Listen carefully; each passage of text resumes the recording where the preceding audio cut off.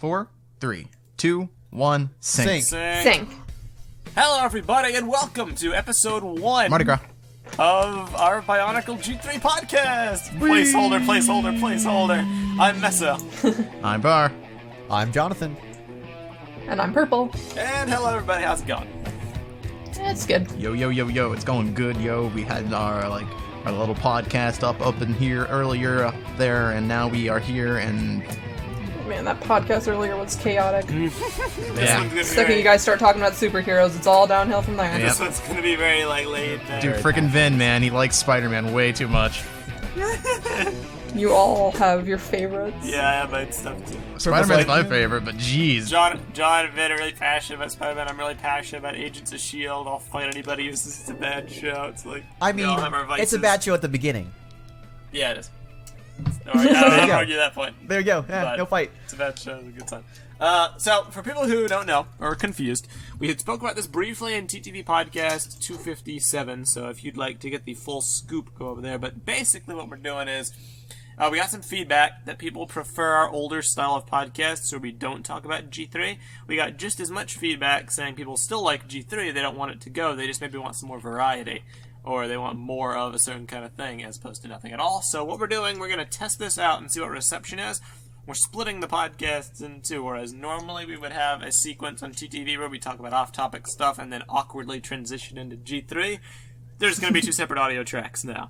So this episode, name is to be determined, logo to be determined, branding, whatever. It's all going to be developed. We'll This is work our on it. BIONICLE G3 show where we creatively brainstorm our own unofficial BIONICLE The official BIONICLE as a reimagining, system completely theme. endorsed by LEGO. It's not official. Completely official. So that's It will be in stores in 2018. Well, okay, there is something that I've been thinking about with this project, and that is that LEGO Ideas does have a lot of rules about what you can and cannot do when it comes to suggesting stuff. But one of the things is you can actually suggest themes that they've Yeah, done in the past. I'm gonna pull a U and say that I already thought about this idea before and already pitched it to everybody. Yeah, I know. I'm saying that like you did talk about it before. This is your idea. I'm just saying that like we can't the last time we talked about it, BIONICLE was still on the list of stuff you cannot pitch. Now it's not. I just checked. It is no longer on that list. Dun, dun, So as of now, we can't actually do it. Just so you guys are aware of that. Yay! dun, dun. I can't wait. We go pitch it. Purple, right up a pitch right now. Yes. Why do I have to? You guys have to. Because do you the haven't entire done story anything. Bible. I have done stuff. I drew a Rahi. Congratulations, you drew a picture. How you By doing? the way, you guys never responded to like 'cause it sucked. my Tarakava design. Oh. I liked it. I responded to it, I think. I liked it. It was neat. Thank you. let me It was see okay, that. I think. I don't actually remember what it I looks don't like. remember what it looked Here, like. I'll resend it. Okay. Just give me a second. Purple, you've actually, you've been gone for a while. You've been getting more, you've been reading our work in progress story Bible, which we will release to all you guys when it's done, don't worry. She helped, brainstorm some mask powers. She did some Rahi, so I do applaud you. You've been putting some effort in. Thank you. I'm hoping we're going on to a brighter future from here. Yee. Since you find your Rahi, I'll, introduce our topics for the day. I just want to see these and give feedback before we move on. So I can, pull it While back. you're pulling that I'll up, just, the story Bible send is almost done, everybody, quotes. and it will be coming out sooner rather than later. Don't know if it will be before or after BrickFair, because I'm sure that's going to take up a lot of our time. That's true. Well, I'm working but- on that right now on one of the sections that really needs to be done and fleshed out. So hopefully. we'll see. Tarakava is definitely weird, but I like your originality. Oh, okay, I remember the thing that I had, I was thinking when I saw this. Doesn't look robotic at all. True. How was it supposed to? Yeah. Oh, okay. I didn't know if the Rahi were similar or not. Yeah, everything in the world is robotic. Okay. In a sense, I do it's like that in biomechanical. concept, though. But I I like do- how you I do like you see the- the eel yeah. on the top of the water, and then it's this freakish, long armed monster. I do actually Yeah, I really think like it looks that. cool, though. I'm thinking about how it would look like being built in the system, and I think you can just by that, being built with the mixel joints would make it look robotic. So I guess you could, you know how the mech dragon in Ninjago just looks like a dragon, but it's technically a mech dragon, technically a robot. Yeah.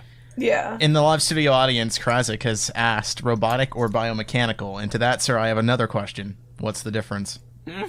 Plot twist. It's a difference between. It's like pure robot or no? yeah, it's a difference. Yeah, we're between, talking about what it looks like, though. cyborg. What is the difference? Well, I mean, like, you know how you talked about Cyborg earlier in the podcast today, where you're like, oh, he just looks like a whole machine and not just half human, half machine. Yeah. So I think now tell me where are the organic design elements of the Toa? The face. Yeah, that's it. Really, the face is organic. All those all those panel lines and everything. Their lips look. They don't have lips, Purple. Oh. Rip lip. Well, their mouths. I guess they'd have to be like somewhat organic to like talk. I'm just saying. It's like there's not really like when we're talking about like in terms of what they look like. Just give them panel lines and Yurahi and everything. You know, like give them like armor, and that's what we're going for. Same look. He doesn't have like two pairs of legs, right? He just has like one fin. He stands out, or does he have like legs that he walks around? I can't tell. I think he just has a fin. Well, I think it is just Finn. He only has like one pair of arms. Okay. And so like if it's like crawling on land, it'll like use its arms to crawl, and then it'll be like slithering behind. Yeah. That actually looks pretty. I'm looking at that little doodle you have there on the side. That is actually kind of creepy looking. Where it's like pulling itself with its long arms. That's really cool. That was the picture that made me be like, oh god, that could work. That could work really well. All right. Well done, Purple. So, last week, or I guess not last week, last time for our BIONICLE G3 discussion, we've been fleshing out our world building for the island of Artaka. We were getting a lot of the stuff with their different regions figured out. Mangai, Ihu, Naho, Motara, Tiro, and Kanai. Finally memorized them. Go me, I'm the best. So, last week we figured out a lot of like culture and region-based stuff. Specifically, we had a giant dump about Motara and Kanai, and then we read a not the most story. Interesting episode. We read a fan story about Neho. Not the most interesting. Reception was split, and we got a lot of feedback on it. So, really, I don't know if we really want to address any feedback. Like, just I will address one thing again. We know. Yeah, we did touch upon it briefly in the last episode, but yeah. Go ahead.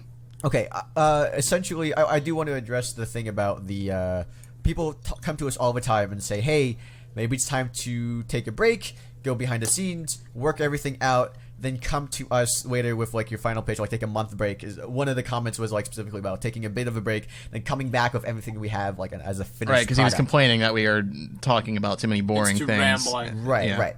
And while we do, there is a good point about what the audience finds interesting. Again, we've said this beforehand, but I want to make it clear for this first episode, quote unquote, of whatever new show we're doing. We are not making BIONICLE G3. We are making a show about making BIONICLE G3. All right, so part of the thing is skip to the end, we have no content. We skip to the end, and the show is ended, and we don't get anything because that's the whole point is the process coming along. Now we will kind of rework a little bit about how discussions go down on this podcast, and additionally, there is a lot of the stuff that we talk about is not what the actual audience would see. You guys are not the audience that we're aiming towards. You are the audience of the show about the audience that we're aiming towards. It's a hypothetical audience. So what we're saying is that like a lot of people are complaining that the world seems too complex and it seems to have all these rules and you don't know how people are going to respond to it, how they're able to convey it in story. This actual show, what we'll be giving to people is going to be a much lesser version of what we're talking about. We're talking about all the details. Yeah, we're talking about all the details. To make the world more succinct and to make everything make sense. The story decisions that we make have sense, but the actual show, which we're going to talk about, is not going to have that. It's going to be much streamlined, much more minimalistic. As I mentioned last time we talked about this, it's you're getting a peek inside the writer's room, essentially. All this information, all these discussions that we're having, all this stuff, the point of the show is so that you can see what it's like to make a show, or like what we would envision making a show be like. Our Brickonicle line. So when we're talking about all these like rules of Motara, these are things that are for the writers and the writers alone. So whenever people hear that and they're like, this is just a big information dump, how is this going to actually play into the G3 narrative? That the point is that these rules are for the writers and that you get a peek inside to see what that's like. The audience for our podcast and the audience for this hypothetical G3 are two different audiences. Right. So you guys are not the audience. Yeah, you guys are not the audience for the only way we would ever give that information out would either be on the hypothetical website or in a hypothetical codex for an online game. Right. There would be details of stuff. Right. Basically just a lore dump. There's no, we're like, I guess if it comes across in the story, we would be able to like subtly, or like another Makuta's Guide to the universe world or something, book kind of thing. Yeah.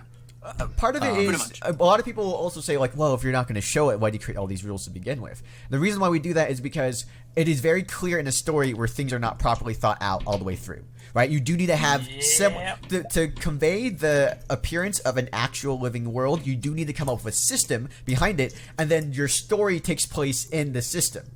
And so the more that we flesh out our system and our world building, all that does is that it gives off this air that not only do we know what they're doing, the world that we're in feels real, because that's how our world feels. You know, there's all these rules behind how our world works, and so we're trying to convey that to you, the audience, through the story, and everything in the story will make sense because of these rules we have behind the scenes, but you guys won't necessarily know that, or not you guys, the audience that we're, the hypothetical audience will not know that. Right. So that's basically that. Yeah. I just want to like address that. Yes, we do hear the feedback, and yes, we will try to streamline discussions to make them more interesting. But no, we're not gonna skip the end. Obviously, we know that our story is really complex right now. We're not. This is not meant to be for the kids that are going to be buying the toys. Right. This is not meant. They're not going to get the story like thrown at them. Yeah. So. Right. All right.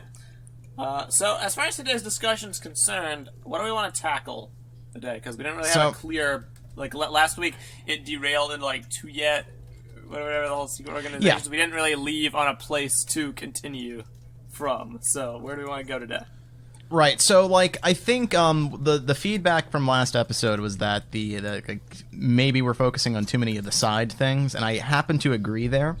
I think right now what we've done is we've built up a lot of the world, and I think we've done pretty much most of the world building. It's all, I would say, on a point where we can start the narrative or start planning out how we're actually going to be delivering this story to people. I think Tiro is really the only region in the island that doesn't have a full-on like 3-page essay as to what it is. So, and I think we've got enough of the backstory kind of in our heads here to really begin writing. So, personally, for me, I would like to go ahead and focus on how we're planning on going to deliver the narrative, like structure the narrative, how it's going to be delivered, the episode format, what channel it would go on, that kind of thing. And just talk about that. That's what I want to talk about. I don't know if that's what you guys are interested in. I would love to start with that. I think it's time that we start doing that. We've received a lot of pitches based around the world, and the number of pitches as we built up the world have gone up quite a lot, and that's because people now know what they're dealing with. You know, they know they can work around the environments and everything, so that's been really good to do that. But we are at the point now, we can go back now, focus on the actual plot for the first year, I would say. And I would personally, you want to talk about which channel it would be on? What are you guys thinking? Netflix. So here's the thing. This is why this matters, because whichever channel that it goes on is going to define the tone of the show itself. Because each channel has its own sort of like style of show. You've got like Disney Channel is not the same as Nickelodeon, which is also not the same as Cartoon Network, which is very different from Netflix. The one thing is, I'm not, because the two that first come to mind are realistically Cartoon Network and Nickelodeon. I'm not sure of the tone difference between those two specifically enough to make an accurate judge. Distinction. I know Cartoon Network has their because stigma. there are styles of shows that we can look at, right, as examples of what is a success on that platform and what that platform is willing to accept. Like Gravity Falls is a great example of a good show on Disney, but is that the kind of show that we would really want to pitch our Bionicle show as, you know? No. Our Nickelodeon tends to be very like goofy, zany kid show type things. But it also had Avatar: The Last Airbender, which is the closest show I would say Brickonicle is to at the moment. Yeah, but Avatar also wasn't the greatest success on the Nickelodeon platform. It was reduced off the show and put onto a online streaming platform. You're thinking of Legend of Korra. Yeah, I understand. But still. That's the legacy that The Last Airbender left, though, is that it was put off air and made a web also show. Must be, if we want to use history as a benchmark, LEGO obviously has a way stronger relationship with Cartoon Network. That's where all their stuff goes. Except for Hero Factory, which was on Nicktoons, the only construction TV show that ever happened. Why that is, I don't know. It also should be said it wasn't on Nickelodeon, it was on Nicktoons. Which is a distinction. Some people don't have that channel. Nicktoons is not for everybody. Nicktoons is only a select certain cable providers. The only difference is that it's a specific cable like platform that's only available for certain cable. Why that happened? Systems, so. Shrug var emote goes here. In terms of what kind of shows it would accept, it's pretty much the same thing though. All right. So I'm looking at Cartoon Network shows right now. The shows that they have concurrently. Adventure Time is a big one. People really love Adventure Time. Steven Universe. They're listing other things. Teen Titan was a big show on there, but then Teen Titans is great. Teen Titans was really awesome. They brought back Samurai Jack.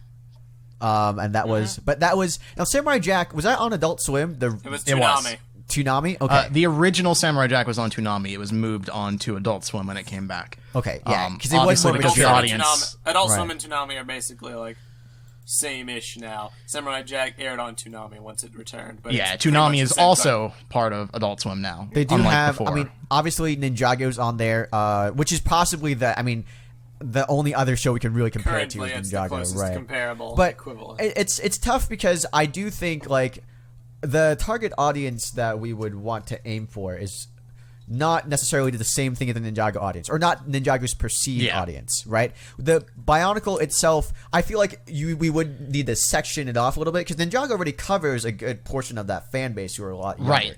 This is my thought process is that with our Bionicle G3 pitch, we would be aiming towards an older audience than Bionicle is aimed for prior, which is kind of the opposite of what G2 was going for. They were going for a younger audience. I think we should actually go the other way. I think so too. I feel like Ninjago already has the younger demographic market kind of catered to already. There's no need to like try and make a new line that would take Ninjago's place at the moment. Right. I am thinking of the same target audience that the Batman animated series was geared towards. That Young Justice is geared towards, like that.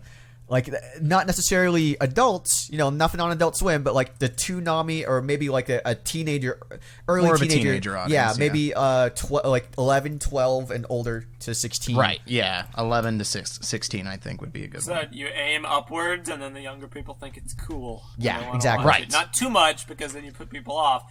But I find a happy medium. If you go too low, then the older kids aren't interested. It doesn't work in reverse. So. Right. Teen Titans Go is a great example of that, where like kids really like Teen Titans Go, but the former people who watched Teen Titans loved that show, and they felt like this show isn't measuring up, and so there's a disconnect. Yeah, no, it's Teen Titans. Kids watch all. Teen Titans. My little brother loved Teen Titans as a kid. He was like 4 or 5. That's my jam. Yeah. So realistically, LEGO has a much stronger relationship with Cartoon Network. I think it would be an easier sell getting a LEGO TV show there versus I think Nick. In terms of show the shows themselves as well, I feel like Cartoon Network has a bigger habit of having shows with deep lore and interconnecting stories that really stretch out over seasons. Right. Unlike other shows on other platforms. Now, Netflix is always an option. The problem with Netflix, and I think the problem that G2 kind of ran into here, is that Netflix is very trapped in like a specific set of audience where like it doesn't quite have the reach that would be required to really sell this line. Especially because Netflix isn't available in a lot of countries that would be selling the toys. And I think that was a big problem that G2 ran in, where like there were so many people pirating Journey to 1 because it just wasn't available in their area. That I think like it's important to make sure that we're reaching out to a studio that would be able to distribute the series across the globe in a good manner. I think the thing with Netflix, I love Netflix originals, but Netflix is the ultimate vessel, I feel, for stories. If you want to tell a great story, you can do Netflix. But the issue is, sunsetted, rip in peace. The issue is with Netflix is that, one, it's not good for something that's a commercial. Something that you're also trying to sell. Although Voltron's pretty good. But Voltron wasn't... It didn't sell toys, right? Like exactly. Yeah. The thing about Voltron is it's for Voltron fans and people that like might be interested in giant robots. But like I don't know how popular Voltron is as a show right now, and I don't know if it's really selling anything. Right. Outside of the still show. A really popular show as far as I can tell, but I don't know what toys that they'd be selling. Right. Other than just like standard. This is a TV show. Here's a toy. Yeah, pretty much. Yeah. Type things. So and that because and also it's binge heavy, right? Because that's how people watch Netflix the most. The entire season comes out at once. I actually had a conversation with Matt Hullum and Bernie about this because essentially they're saying that like thank you. There is, if you look at Netflix, it's a huge online content creator, but HBO also does a lot of content and releases stuff weekly. I said one of the things about HBO is that like you do get the entire season at Netflix, but people will talk about that for about maybe 3 or 4 weeks, maybe a month after the show comes out. Right. With Game of Thrones, every week people are talking about what's going to happen next. The anticipation, that community thing of like all the fans coming together and knowing what's going on week for week is really important. So, and this is why it's important, because like if we're going to be pitching our show towards a certain studio, bingeability versus separate episodes, we're going to have to like write our show in that style. So if we're going to, and I do feel that Brickonicle will not be episodic in the sense that it has no continuity, not at all. I do imagine a lot of the episodes will be not self-contained per se, but like we already know we're going to have multiple like flashback episodes. Yeah, that are just, I think stories. Like it's I don't imagine Brickonicle as a binging show. Agreed. right. So another thing to keep in mind, this might be like less solid, but just like Greg First used to always say when Bionicle got canceled, if it ever got brought back, if they cancel it too late to where it dropped off in popularity, retailers would just look at the last offering and judge whether they want to put Bionicle on their, in their stores or not. The same thing, to me, can be applied with TV shows as well. You simply have to look at the prior offering and determine, was it worth it? How likely would this network be to pick up another product? And it should be mentioned that after Hero Factory, LEGO's never done anything else with Nicktoons. And Netflix, they're going strong right now. They have Elves and Friends, but Bionicle was not a major success. Bionicle is gone. Whereas Cartoon Network still is actively partnered with LEGO to this very day, releasing full seasons of their respective themes. And Netflix also only has 4 episodes. Real quick, Prentice asked if it could be a YouTube Red original. As far as I know, actual YouTube Red originals have not done exceptionally well. I also don't think there's a really big young audience on YouTube Red, especially for YouTube Red. Yeah, adults and Jen Indy mentions that Ninjago is shown on Cartoon Network in the States, but in Denmark it's Nickelodeon. That's a really interesting fact that I did not know. I don't really know what to make of that, to be honest. Yeah, honestly, I don't know how distribution works when it comes to international distribution. So it's one of those things that I believe that Cartoon Network is the one they pitched to, and then Nickelodeon in Denmark, or sorry, where is it? Where'd you say? No way. In Denmark, he was Magic says in some countries it's on Disney XD, and she's right. I just looked it up. What the heck? Yeah, that's really weird. I'm not quite sure what to say about that, to be honest. We might have to look into that a bit more. I think what it is that like different networks overseas, because they don't have their own original content that's being made for them, they just license stuff from different people, different independent distributors. So in different countries, different channels will carry different shows. That's just how it is. I don't think that I think our main focus should be working with Cartoon Network, because I feel like that's where we're all going to, and then Disney, they'll handle the distribution rights in other countries. But it wouldn't be made for Disney XD in Denmark or wherever. Right. I definitely think Disney XD caters to very, very younger demographics. Yeah, so a lot. Definitely would not. Except for Gravity Falls, which was really that last episode. Gravity Falls was a surprise. That was a weird show. Did you watch it? It was a great show. It's weird because I feel like Gravity Falls is a very big outlier in terms of what is usually on Disney. Right. Yeah, definitely. It's it was such an interesting show. It wasn't like your typical cookie cutter preteen sitcom type thing. Yeah, it was a cartoon that was actually enjoyable. Even for Disney Channel, I feel like most of the shows in Disney Channel tend to skew younger. Like Phineas and Ferb, for instance, was a good show, but a very younger demographic kind of show. Yeah, they did have Star Wars Rebels though, and Star Wars Clone Wars, right? Didn't they?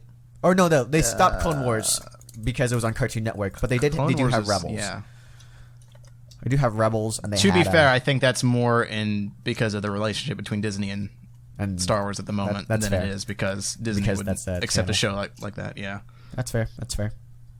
Yeah. So I think we're definitely all sort of in favor of Cartoon Network as our main distributor. All right, and it'll be up on Netflix eventually. So here's a different subset. I think this one might be a moot point because realistically, I know what time it would go on. I'm just wondering, would we want to attempt to even discuss whether it would go on Toonami versus regular?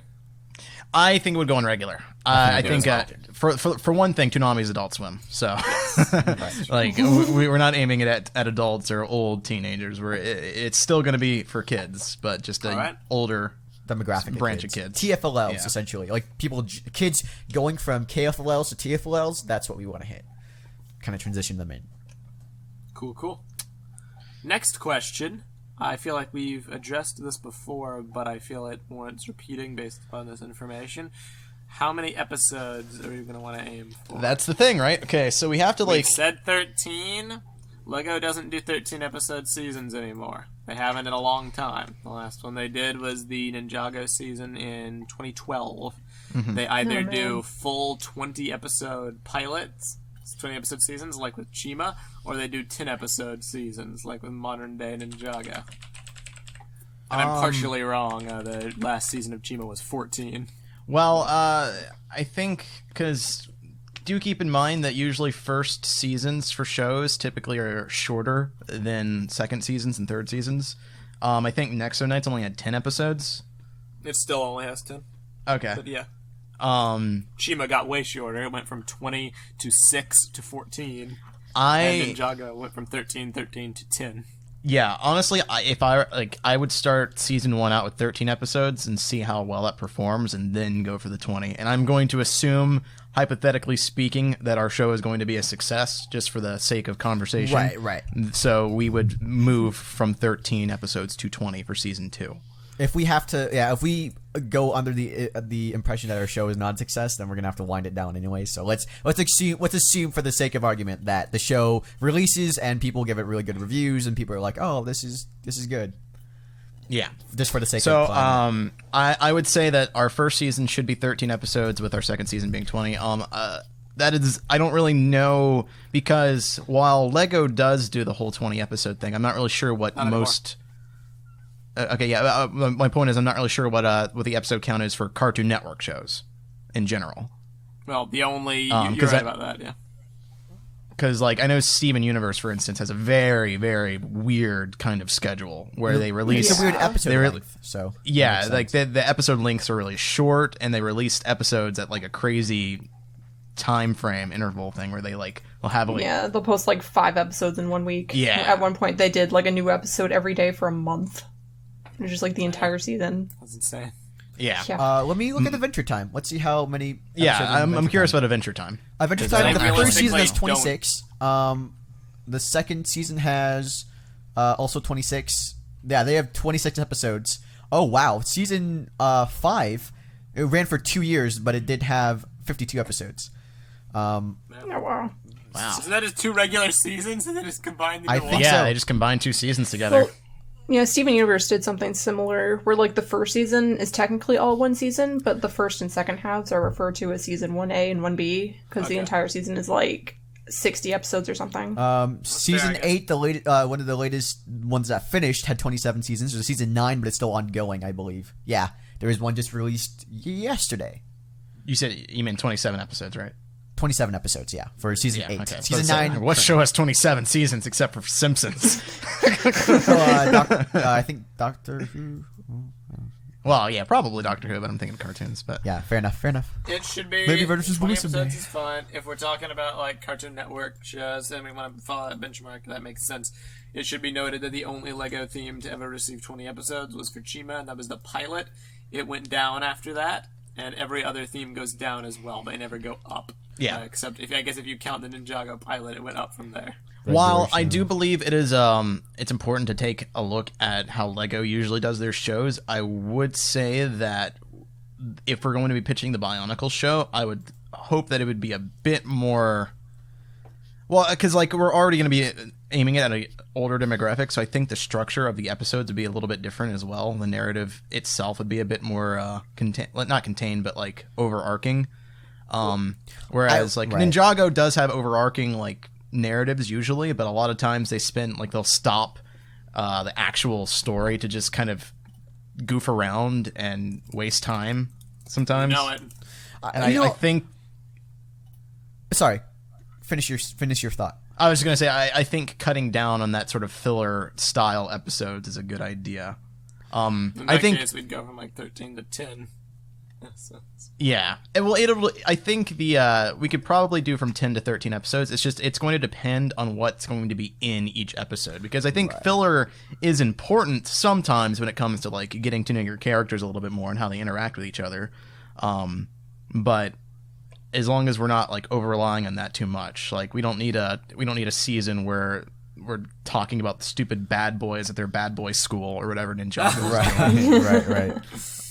I do another good think comparison that, would be Transformers Animated, which had 16 episodes in its first Transformers season. Animated's a great comparison, actually. Then 13 for seasons 2 and 3, so they follow roughly what we're thinking of. Okay. Yeah, that's actually a really good comparison. I think that show did have a bit of filler episodes and some episodes that didn't need to be there, but that's a good comparison, actually. I think 13 is good. 13 is good because like it gives us essentially 2 episodes for one of the Toa and then one final episode at the end. I don't know if we will pace it exactly like that, but we do have that room to do 2 episodes. Well, maybe one for the Toa and like one focusing on the Toa and the villain, and then like we do have one final episode, season finale episode after all that. Yeah.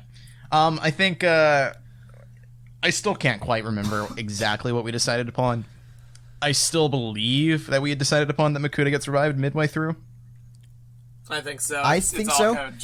Now we can naturally sit down and decide that. But real quick, one thing I will say beforehand, something we should think about doing, we should think about contacting some of the people that we know that actually work on LEGO shows and see like what that process is. Not a bad idea. Like.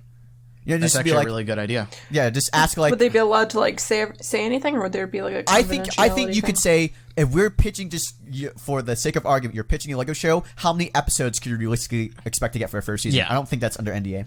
I think they'd be able to give us some like just ballpark, overall right. like information, like episode length, what it's like to pitch it, and what you have to develop to get it approved and that kind of thing. Yeah.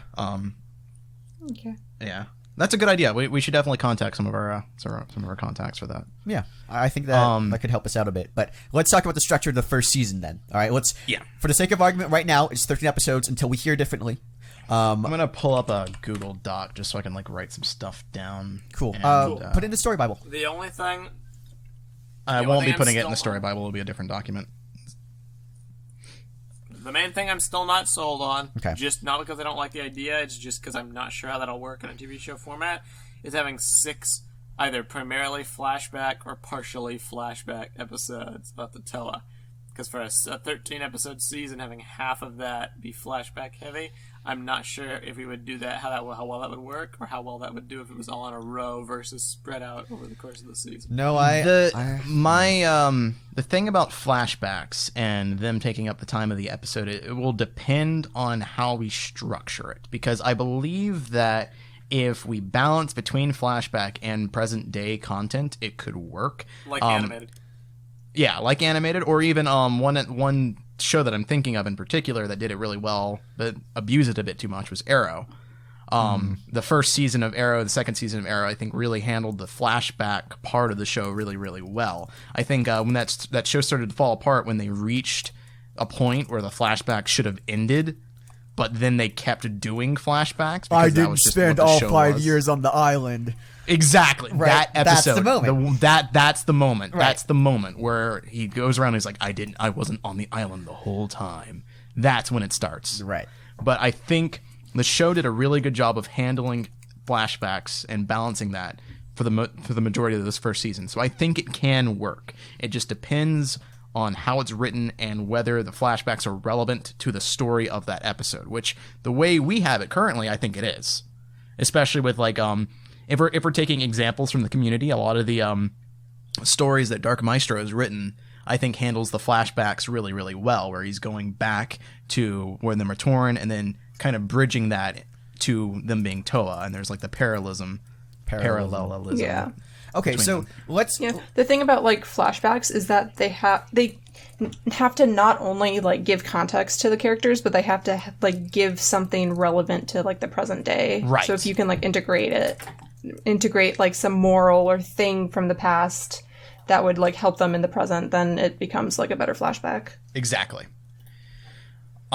So that's why I think that as long as it's relevant and we don't abuse it, I think flashbacks will work, especially for season 1. I don't know if we necessarily need to bridge that into season 2, unless there's like a really good sort of flow But Animated No, was we having don't. flashbacks all up until the very end, which I thought was weird. I don't know how to do that. I do Yeah. think we will have like. But the in second the to last third episode season- of Animated was a flashback. The third season, like if we ever, we're doing the 3 years, right? If we ever did do a third season, I do think there would be like quote unquote flashbacks, but they'd be using the mask of time's ability to go way back in the past and see kind of Yeah, what happened exactly. with Makuta and Kimu. So that would be a flashback in a sense, but that would be on a different time period. I think Yeah. we're okay right now. Now, here's the thing. Here's what I'm thinking, Var. The reason why I have an issue, not an issue, but the reason why I'm not so sold necessarily on Makuta being revived halfway through the season is because right now we're telling a story of like the modern day and them fighting against Arakshi, and it's intercut with the flashbacks. And I think you're right, we can tell that story well. However, if we're telling all that, we're moving at the modern day, it's going to be hard to bring back Makuta and to lead that whole thing going on in 6 episodes where half of it already is paying attention to the flashbacks. And the other half is trying to weave the flashbacks into the modern day narrative. That might be a difficult thing to pull off in 6 episodes, essentially. Well, wait. Okay. I mean, like, are you thinking of like doing a flashback episode and then an episode where there are no flashbacks, No, I'm thinking and then about another flashback episode? I'm thinking about we do the establishing, like the modern stuff and the flashback stuff to establish our characters, and then we have 6 episodes of pure plot leading up to the finale when Makuta's revived.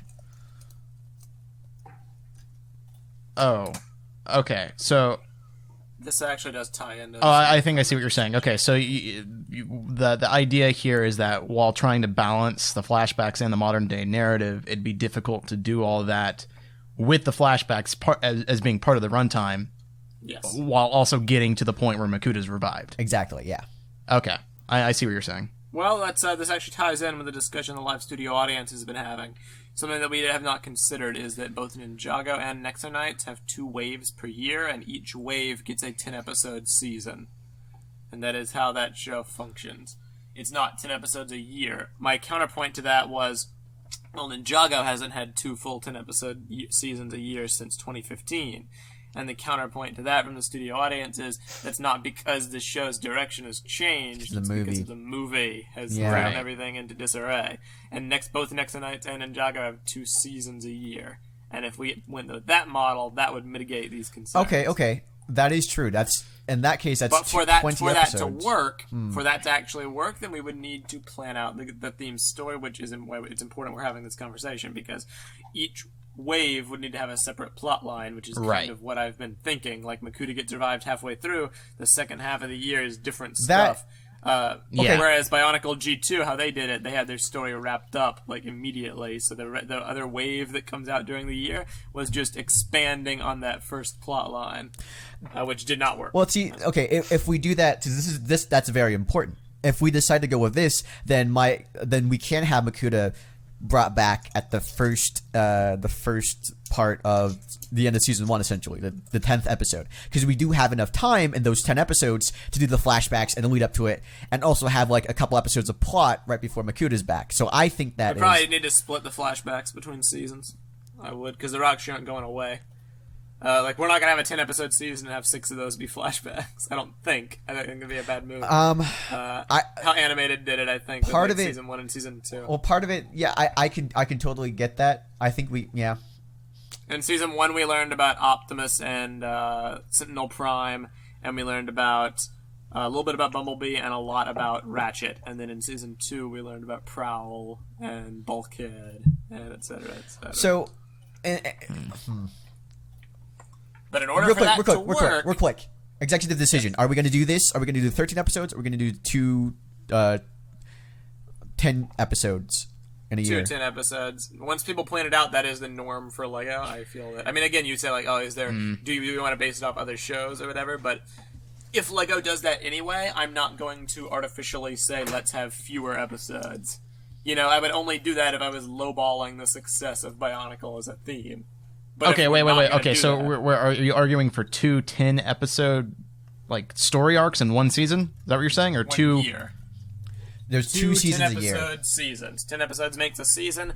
One for the winter wave that comes out in, I don't know, let's say February. Oh, okay. One for So the summer wave. so it'd be 2 seasons per year then. Yeah. Yes, it's a fundamental difference in approach. I only didn't suggest that to start with because I had forgotten. Like, I assumed LEGO didn't do that anymore. But shows what I know because we don't watch Nexo Nights. We wouldn't know. We should watch Nexo Nights. We should get to back say to otherwise would just be like saying, "Oh, Bionicle won't." I think perform as well, I think so. people in the live studio audience are a little confused because they're asking why we would have a flashback only episode. I don't know if I don't recall ever suggesting we would only have a flashback. episode. we would not have a always, Yeah, it's just like it's it would, always like, going to flip back and parallel forth. to the It's to like the they're modern narrative. dealing with present day situations, and then they have like these memory flashes that like take them back to their past, and then it cuts back to present day. If Yeah. you've ever seen Transformers animated, you know what we're talking about. If you haven't, go watch an episode.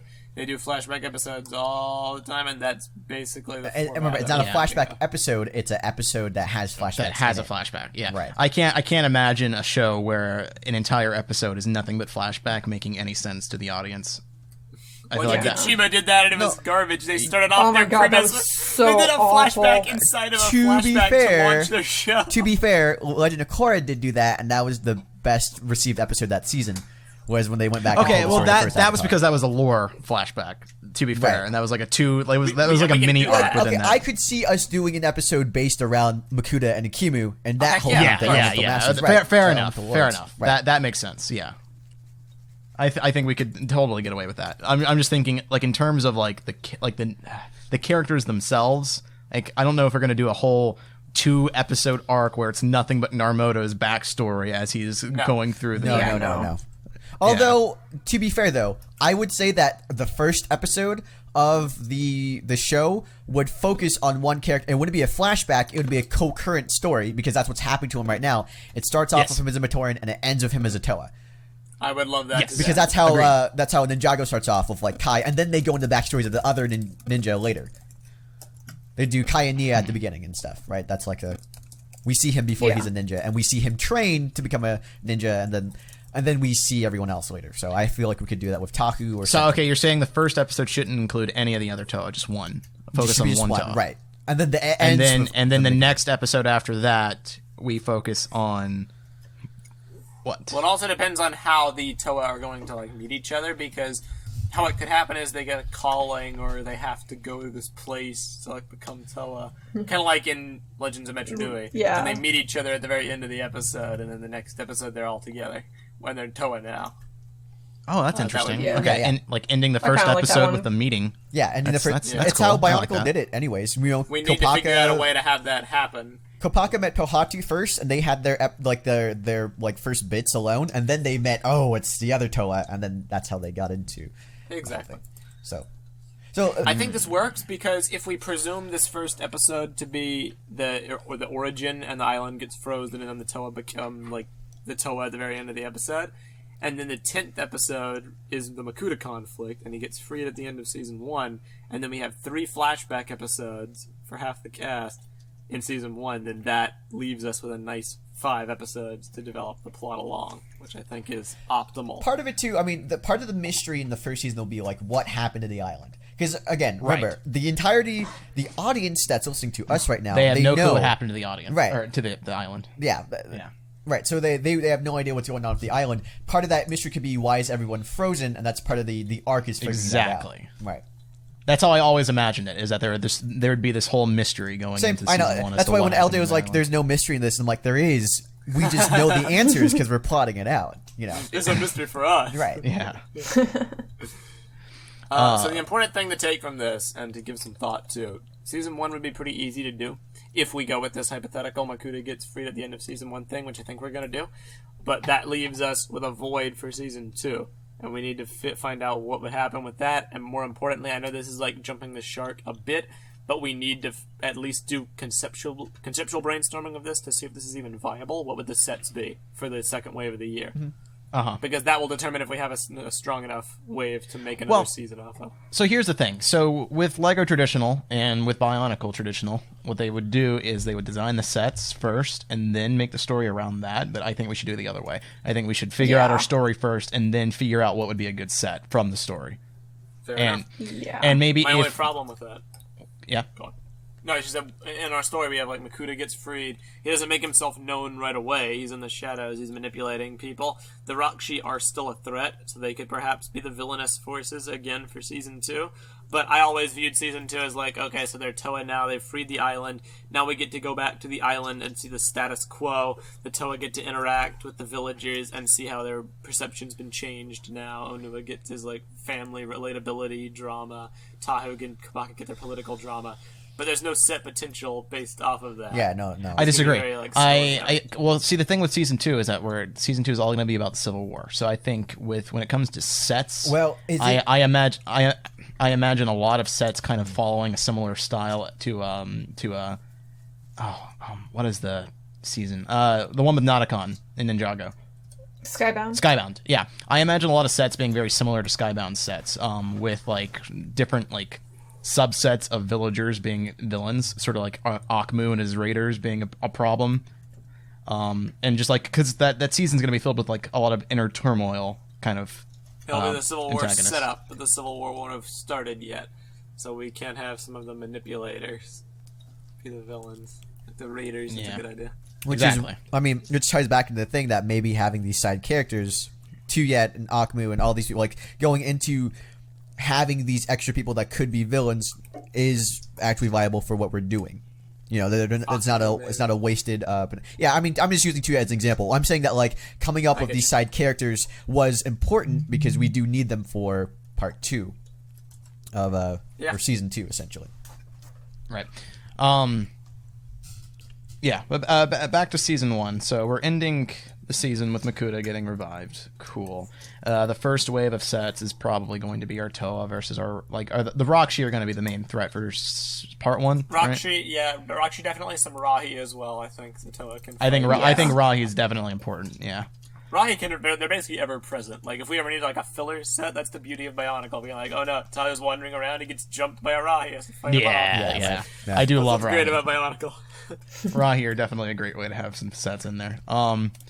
With that said, so when it comes to the island being frozen, I remember this actually being a question a long time ago. I don't know if we ever fully addressed. How are the Rahi not frozen? That was the thing. Well, okay, initially, if you remember... Is it just something that affects the Matoran? It was something that affected Matoran because it would essentially... Way back Before when, it was the Nuva cube. It was the Nuva symbols, and they would have all the Matoran shared a connection. People that had elemental power, basically. Well, we could still use that.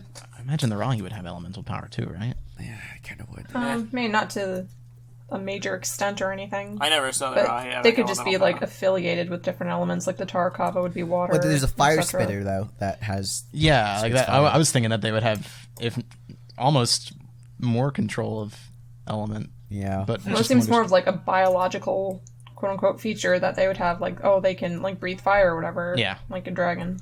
That's true. It doesn't need to be elemental power per se. They could just be like Rahi that work in that region.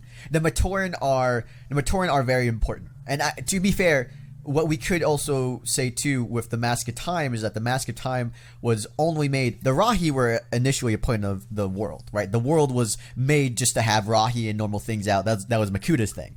His deal was when Ikimu created the sentient people. And then he's like, okay, so they created all this extra stuff on top of that to make sure that like all these things would go. One of the things was the Mask of Time in order to kind of control the Matoran. And that's why the elemental creatures are like, they're the compromise that Ikimu and Makuta come to, essentially, because they're creatures that Makuta's doing, but they keep order among the Matoran, which is also what Makuta wants to do. I agree with you. The way I would look at it is that the masks only affect Matoran. They were designed to work with Matoran, not Rahi. That doesn't answer the question only because the island is also frozen. Like the wind doesn't blow, the trees, Wait, do we know that?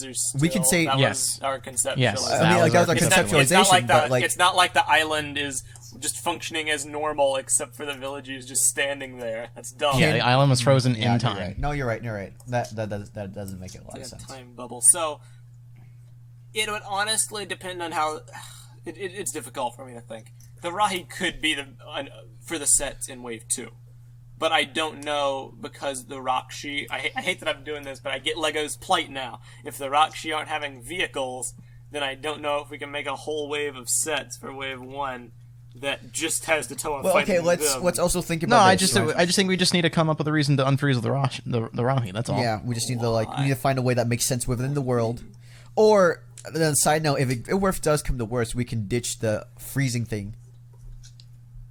No, I think the freezing thing's That's fine. important. We just got to come up with a reason. So because how do the Toa find each individual piece of the Mask of Time? Because the whole point here for season 1 is that our Toa are trying to find the Mask of Time, piece them together, and then unfreeze the island. Story Bible. We had this. We had something about they get a ping, a rough idea of where it is somehow. I think it was Right. LJ mentioned something about it. I forget how though.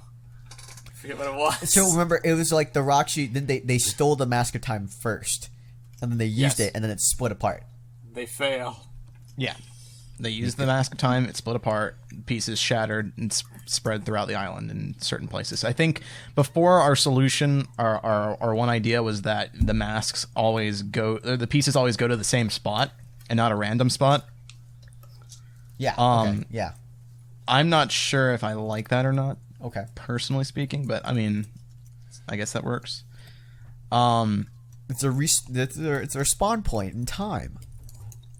I'm thinking, what if the area that the piece is in is unfrozen? Just like the small, little, kind of circumference of where the mask is Yeah, and then any Rahi that were in the vicinity of the area are would be also frozen. unfrozen. Exactly. That's what I'm thinking. And that could be an easy way for how the Toa would be able to find the pieces, is because they're just looking for the one place where there is life. How do they unfreeze going the on. island again? Do they have to put all the pieces together? They put all the pieces together, and Tahu uses the Mask of Time to unfreeze the island. Because keep in mind that the Toa have enough power to sort of to use the mask a bit more than the Rockshi did. Right. So he can reverse time, and that's when Makuta actually kind of suggests, because they're in proximity to the Mask of Control, for Tahu to unfreeze time even further and release him. I think it would make sense in order to have them be in that proximity for the Toa to get almost Okay, there, kind of like what happened in Ninjago, how about- and then the Rockshi steal the last piece, and the Toa have to chase them to their lair where they were. Can I make a little suggestion, a little change to that? Okay. do it? So the mask control, I was thinking about the mask control. I feel like the mask of control, in terms of it actually being able to talk to someone and make them do something, I actually feel like that should be that could be I initially pitched as a plot point for year 2. Now that we have 2 seasons a year, that could be the whole point of season 2, is that Makuta's trying to repower the mask control. He's brought back and he has no power, and so he's trying to get his mask powered up again, and that's the plot of season 2, as he's trying to go, as the Civil War is ramping up as well. So we do have the villain His plot. mask powered up again. Well, now here's what I'm thinking though. Right now, we, instead of saying that they meant to freeze the island, because that was always a point of contention. Why do they need to freeze the island? They already have the pieces of the Mask of Time. What if Because they didn't mean to freeze the island. Right, exactly. They didn't mean to freeze the island, and it does it. And so when Tahu unfreezes the island, it does have the extended effect of just doing. Makuta didn't need to suggest anything to him at all. That's just a side effect. When he undoes all of the stuff in time, he unfreezes Makuta as well. That doesn't need to be a suggestion. And then he builds the Mask of Control in season 2. Well, which because is the second half of year 1. the reason that I like the idea that it was Makuta that suggested is because it gives sort of a hint at what's to come, as in terms of what our true villain is, that there's more than just the Rockshi. And that he has a direct control over certain elements of the plot. He's the one that's sort of moving things along, instead of it just being an accident that Makuta gets released. You know? Well, it's not an accident. It's what they meant to do in the first place. The Brotherhood of Makuta, they just don't have the power to do it. That's why it didn't work for him. Tahu does have the power to do it, but he doesn't know the implications of what he's going to do. Oh, right, okay. So Right. he thinks... Well, yeah, okay, that makes sense, because the Toa would just assume that the Rockshi meant to freeze the island on purpose. They didn't realize Exactly. that They didn't realize it was they an were meant to- accident that they did that. Yeah, Right. they meant to get Makuta. They didn't realize what their actual plan was. Okay, Right. that makes sense. I'm with it. I like that part. I'm just not sure about the second half. He has to either build or repower his Mask of Control. What happened to it? Is the Mask of Control not on the same tier of legendary mask as the Mask of Time? No, I think which guy was able to splinter into pieces and still be pieced together. He lost the mask control because the elemental gods, or not the elemental gods, the Toa ripped it from them. Both Akimu and Makuta, they ripped their masks from them. Remember? I mean, you said remember, but like until 2 minutes ago, the plan was for Tahu to be influenced by the mask of control. So no, I don't remember. Well, that's part. Where's the mask of control? That's part of the thing too. Is that's why I wanted to rework it around that, because I remembered that plot point and I was like, I don't know if this is lining up with what we had established beforehand, and I think it still makes sense. So you think they may have locked the legendary masks in their own vault? How'd the Rakshi find the mask of Tahu? Nope.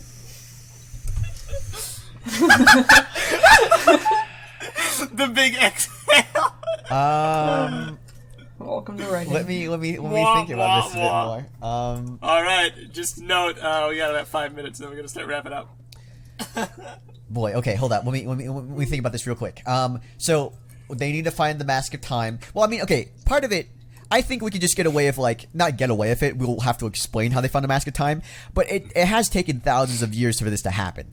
So at some point, like, Norik, who is going to be the Rakshi, right?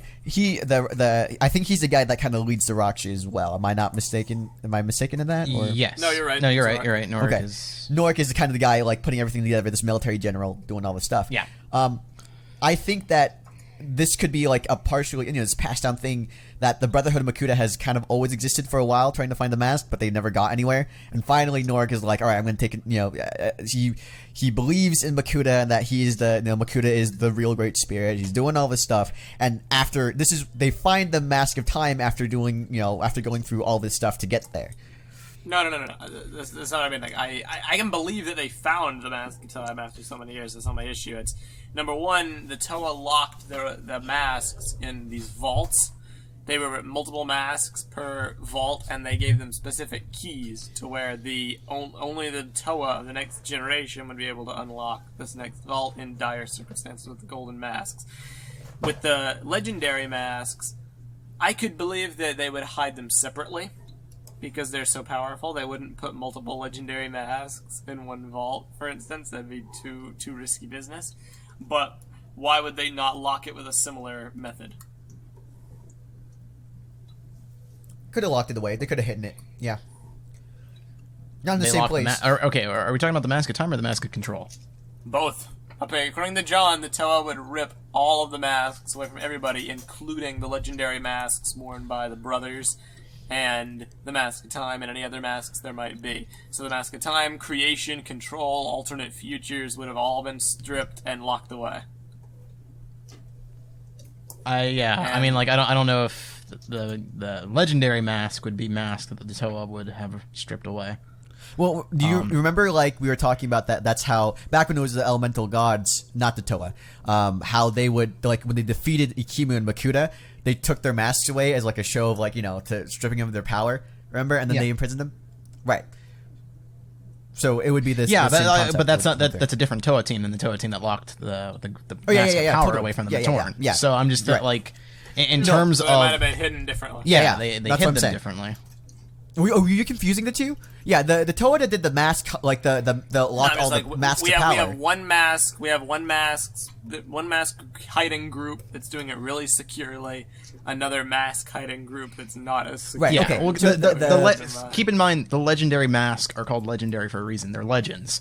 No one actually knows that they're real things. So these things are hidden around the island in a sense that is more in line with what Bionicle has done before with their mask hiding, with like that stupid little temple thing and like hidden away deep in the forest or some stuff.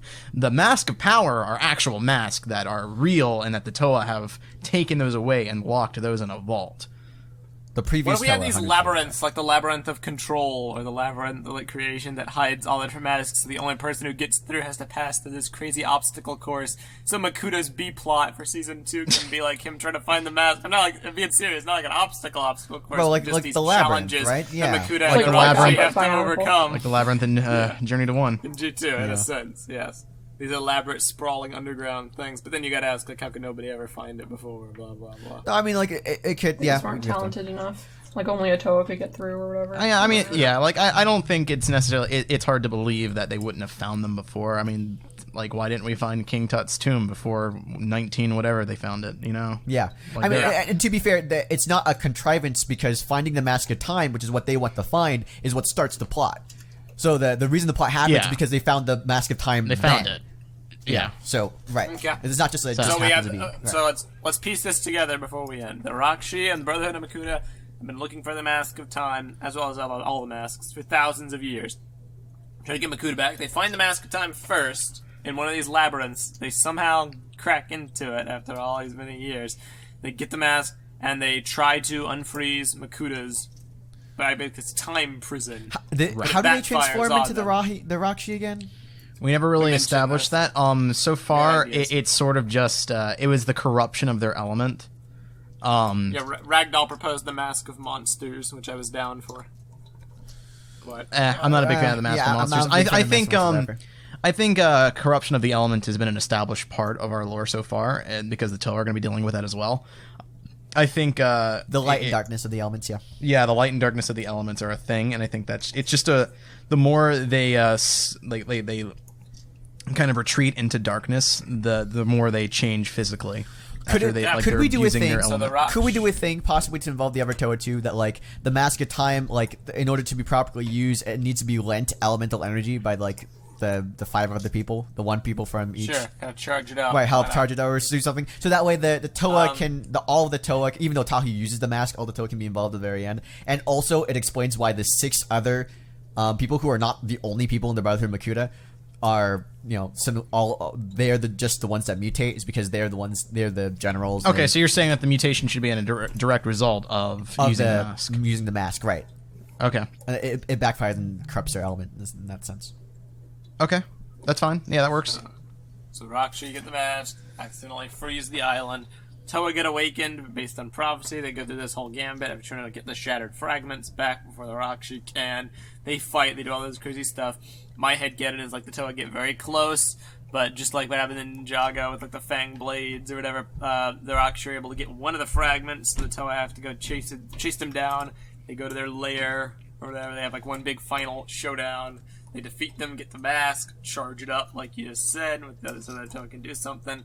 Unfreeze the island. Makuta gets freed. End of Season 1. Season 2, the Toa, we did this whole Civil War thing, which has to be fleshed out more, where the Toa are going to go back home and check up on how things are, dealing with political instability.